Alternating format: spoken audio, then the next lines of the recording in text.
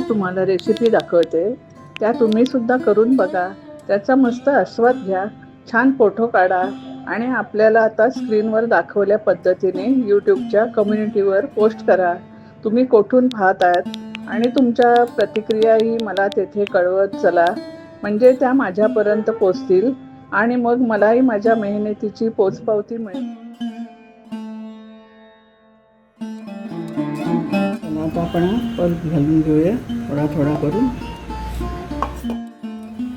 हा माझा व्हिडिओ तुम्ही शेवटपर्यंत बघा, म्हणजे तुम्हाला कळेल. बघा कसे टम्म फुगतात ते. बघा किती सुंदर झाले, त्याला अजिबात तेल सुद्धा राहिलेलं नाही. नमस्कार मैत्रिणींनो, कशा आहात तुम्ही? तर आज आपण तुम्हाला दाखवणार आहेत एक गोडाचा प्रकार, भोपळ्याचे घारगे.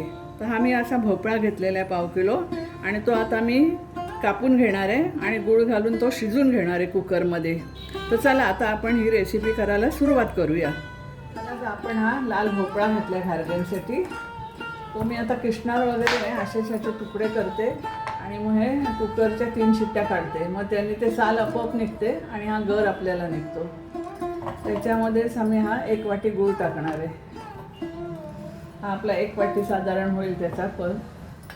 आपण हे वाफून घेऊया आता गूळ टाकून आणि मग मी मिक्सरमधनं काढून घेते. ह्याच्यामध्ये पाणी बिणी नाही घालायचं. आता मी ह्याच्या कुकरच्या 3 शिट्ट्या काढून घेते.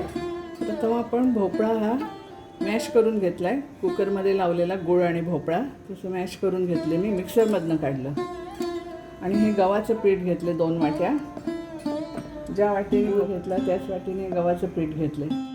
त्याच्यामध्ये मी हे 2 चमचे बेसन घालते, 2 चमचे रवा घालते. हा बारीक रवा घेतला आहे.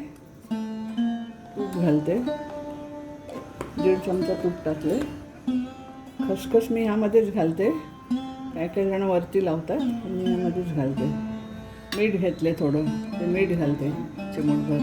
सुंठ पावडर घेतले छोटा 1 चमचा. तीळ घेतलेत आणि वेलची पावडर आणि आपले जायफळ पावडर हे घेतले. हे सगळं मिक्स करते आणि पीठ आपल्याला लागलं तर घ्यायचं, पण आधी मी 2 वाट्याच घेतले. थोडं मावेल तेवढं त्याच्यात पीठ घालायचं, गव्हाचं पीठ. रवा आणि बेसन तेवढंच मी 2-2 चमचे घालते. चला आता आपण परत घालून घेऊया थोडा थोडा करून. चांगलं मळून घेते. हे बघा, हे असं मळून घ्यायचं. अजून मी 2 चमचे टाकलं पीठ आणि परत आता 1 चमचा टाकते. मीठ मळून घेते. एकदम सैल नाही गोळा, एकदम घट्ट नाही. आणि हे घारगे एवढे सुंदर लागतात ना आणि फुगतात पण मस्त. गुळाचा पदार्थ म्हटल्यावर तो छानच लागतो. त्याच्यात जायफळ पूड, वेलची पूड असं टाकलं का त्याला टेस्ट एकदम चांगली लागते. आता आपलं पीठ मळून झालं. जरासा मी तुपाचा हात लावते त्याला आणि 10 मिनटं रेस्ट देते त्याला, म्हणजे आपला रवा पण भिजेल.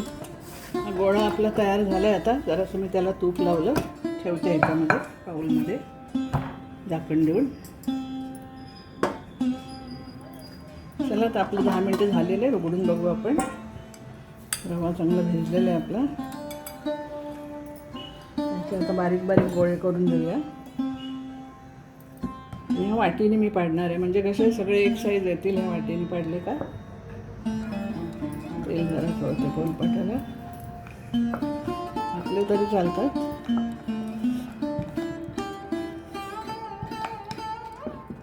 ह्या वाटीने पाडून घेऊया.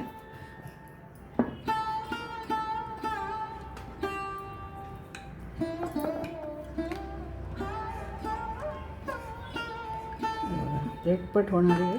एक मोठी चपाती लाटली आणि त्याचे केले तरी चालेल, किंवा तुम्ही वाटीने सुद्धा नाही केलेत, असे तळले तरी चालेल. पण आपले एक साईज दिसायला पाहिजेत म्हणून मी वाटीने पाडते. घारगा कसा पारंपरिक आहे, तर दिसायला पण सुंदर दिसतो, खायला पण एकदम चविष्ट लागतो. हे मी एवढे लाटून घेतले, ते तळून घेते आता. तेल आपलं तापलेलं आहे, डोळ्यावरती आलं आहे. आधी हाय फ्लेमवर मी तेल गरम करून घेतलं आणि आता थोडं स्लो टू मीडियम ठेवते. भोपळ्याची भाजी खायला निघणार नाही कोण, पण हे खाणार.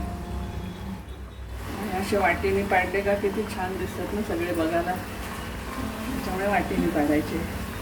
बघा कसे टम्म फुटतात ते. एका बाजूने आपोआप वरती येतो मग दुसरा पण टाकून घेऊया आणि दोन्ही बाजूने गोल्डन कलरवर तळून घेऊया. हे कसे 4-5 दिवस पण राहतात आपले चांगले, मधल्या वेळेत वगैरे खायला किंवा मुलांना टिफिनला द्यायला पण छान गोडाचा प्रकार. चहात सुद्धा सुंदर लागतात एकदम खायला. भोपळा आणि गूळ कुकरमध्ये शिजवला का हे असे चांगले होतात आणि त्याला तेल पण जास्त राहत नाही. आवडला असेल तर लाईक करा, शेअर करा, सबस्क्राईब करा, बेल आयकॉनवर प्रेस करा, म्हणजे माझे नवीन नवीन तुम्हाला व्हिडिओ पाहायला मिळतील. गोल्डन कलर मस्तपैकी आलेला आहे. तर मी अशा प्रकारे सगळे तळून घेते आणि मग तुम्हाला सर्विंग प्लेटमध्ये लावून दाखवते. तर चला मैत्रिणींनो, आपले घारगे बघा किती सुंदर झालेत आणि सगळे टम्म फुगलेले आहेत. बघा किती छान दिसतात आणि त्याच्यावर तीळ खसखस सगळं छान दिसतंय आणि एवढा घमघमाट सुटला आहे ना गोडाचा, असा गुळ आणि हे ना त्याच्यात जायफळ वेलची पावडर, त्याच्याला अजिबात तेलसुद्धा राहिलेलं नाही आणि खसखस वगैरे आपली तीळ दिसतात. हे बघा आहे ना, आतून पण किती सुंदर झालेत, ते खुसखुशीत झालेत असे. तर मी थोडासा खाऊन पण बघते गोडी बिडीला कसा येतो. तर तुम्ही पण करून बघा आणि मला कॉमेंट्समध्ये लिहून कळवा कसे झाले ते. आपण नवीन व्हिडिओ घेऊन येणारच आहोत. तर चला, तुम्हाला आवडलं असेल तर लाईक करा, शेअर करा, सबस्क्राईब करा. तो परत धन्यवाद.